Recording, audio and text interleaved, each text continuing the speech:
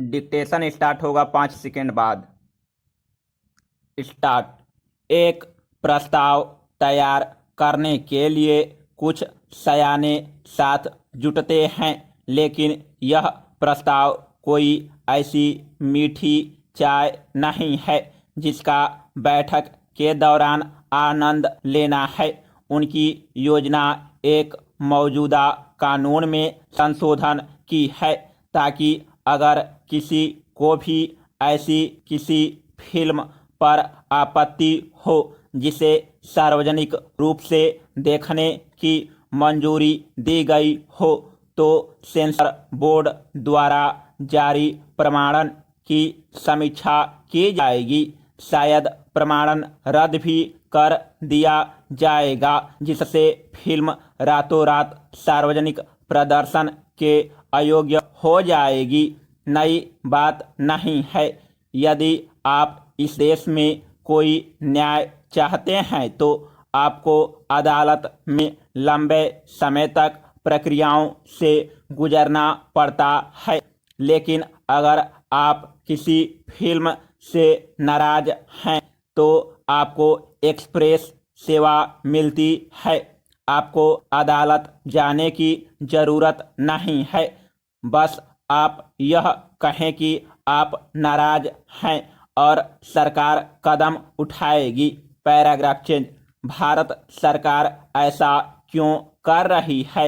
इतनी सारी वास्तविक समस्याएं जिन्हें इस देश में हल करने की ज़रूरत है, तब मनोरंजन उद्योग में संसाधनों को क्यों लुटाया जाए? हर फिल्म के भाग्य पर इतनी सारी अनिश्चितताएं लादकर उद्योग को बर्बाद क्यों किया जाए? आखिर सरकार सिनेमा और मनोरंजन के अन्य रूपों को भी नियंत्रित करने के लिए इतने प्रयास क्यों कर रही है?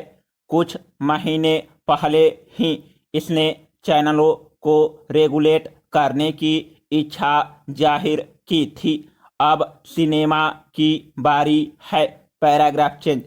सरकार ने अपने प्रस्ताव को यह कहकर उचित ठहराया है कि संविधान भारत की संप्रभुता और अखंडता के हित में भाषण व अभिव्यक्ति की स्वतंत्रता पर उचित प्रतिबंध लगाता है। अब इस प्रस्ताव के कानून बनने के संभावित परिणाम क्या होंगे? फिल्म निर्माताओं को परेशान किया जा सकता है।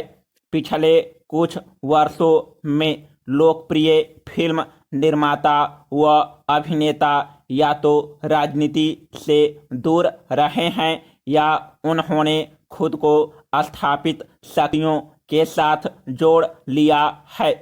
कई ऐसे कलाकार भी हैं जिन्होंने सरकार की खुलकर आलोचना की है।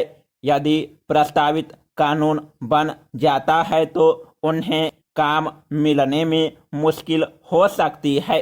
आधुनिक भारत ने अभिव्यक्ति की स्वतंत्रता को खत्म नहीं किया, बल्कि खुली अभिव्यक्ति के लिए उच्च पुरस्कारों की गुंजाइश को खत्म कर दिया है। पैराग्राफ। सफल फिल्म निर्माताओं और अभिनेताओं के पास खोने को बहुत कुछ होता है। उनकी असहमति वास्तव में वजन रखती है, पर वे शायद ही कभी एक सीमा पार करते हैं। वे कितना खोने को तैयार हैं, इसकी एक सीमा है।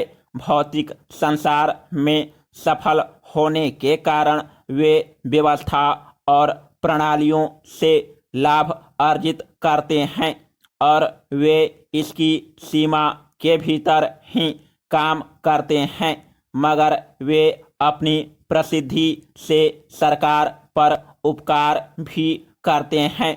वे अनजाने में असंतोष के अधिक शक्तिशाली रूपों को झेल लेते हैं।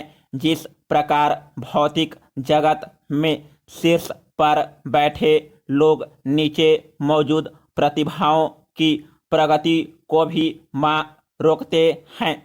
ठीक उसी तरह शीर्ष पर बैठे आंदोलनकारी दुस्साहसी किस्म के आंदोलनकारियों के उत्थान को दबाते हैं। यदि सफल लोगों का गला घोंट दिया जाए तो असंतोष की अभिव्यक्ति उन लोगों की ओर से होगी जिनके पास खोने के लिए कुछ नहीं है। Paragraph change. यह प्रस्ताव फिल्म उद्योग के अर्थशास्त्र को भी तबाह कर सकता है। रिलीज के लिए क्या सुरक्षित है यह भी अनिश्चित हो जाएगा। हर फिल्म स्व सेंसर होगी। एक फिल्म को आनंदमय बनाने के लिए उसमें बहुत सारी चीजें डाली जा सकती है, लेकिन जोखिम भरे विषय गायब हो जाएंगे। ज़्यादातर फिल्में विफल हो जाती हैं। लोगों को सिनेमा घरों तक ले जाना बहुत मुश्किल है। वे घर पर रहते हैं और एक फिल्म के मुक्त होने का इंतजार करते हैं। आज हर कोई आर.के. नारायण के उस किरदार की तरह है जो आश्चर्य करता है कि जब परोपकारी नदी नीचे गिरने की परेशानी उठाती ही है तो लोग झरने को देखने के लिए पहाड़ पर क्यों चढ़ जाते हैं। Paragraph change. किसी तरह की बाधा पैदा करने की कोई भी कोशिश व्यावसायिक सिनेमा को खत्म कर सकती है। भारत को अपने फिल्म उद्योग को हल्के में नहीं लेना चाहिए। कई देशों के पास अपना सिनेमा नहीं है। कम से कम आधुनिक मुख्यधारा की सांस्कृतिक शक्ति के रूप में हॉलीवुड के साम्राज्यवाद ने उन्हें वैसे ही मार डाला जैसे हिंदी सिनेमा ने पाकिस्तान के फिल्म